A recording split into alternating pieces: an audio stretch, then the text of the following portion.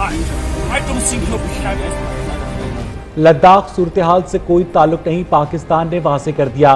मोदी की इंतहा पसंद हुकूमत के घिनौने अज़ाइम पूरे खित्ते के अमन के लिए खतरा करार दे दिए। वज़ीर आज़म इमरान खान का कहना है कि हिंदुत्व की अलमबरदार मोदी हुकूमत पड़ोसी ममालिक के लिए खतरा बन रही है। मुतनाज़ शहरियत एक्ट के बाद बांग्लादेश, चीन और नेपाल को धमकियां दी जा रही हैं। मोदी हुकूमत पाकिस्तान को भी झूठे फॉल्स फ्लैग ऑपरेशन की धमकियां दे रही है। ट्वीट में वज़ीर आज़म ने कहा कि मकबूजा कश्मीर की आज़ाद हैसियत खत्म करना चौथे जनीवा कन्वेंशन के तहत जंगी जुर्म है। सूरत-ए-हाल पर वज़ीर ख़ारजा शाह महमूद कुरैशी ने कहा कि चीनी फौज के हाथों भारतीय फौज की शर्मनाक रुसवाई हुई। अपनी हज़ीमत से दुनिया की तवज्जो हटाने के लिए भारत प्रोपेगेंडे का सहारा लेता है। मोदी हुकूमत का नेपाल के साथ रवैया भी सबके सामने है। भारतीय हथकंडों पर वज़ीर इत्तेलात शिबली फराज का कहना था कि भारत में मुसलमानों के खिलाफ इंतहा पसंदाना रवैया इंसानी हकूक की पामाली है। कोरोना को मुसलमानों के साथ मंसूब करना बीजेपी सोच की अक्कासी है। चीन ने भारत के दांत खट्टे कर दिए। वज़ीर खुराक पंजाब अब्दुल अलीम खान ने कहा कि खित्ते में चौधराहट का ख्वाब देखने वाले को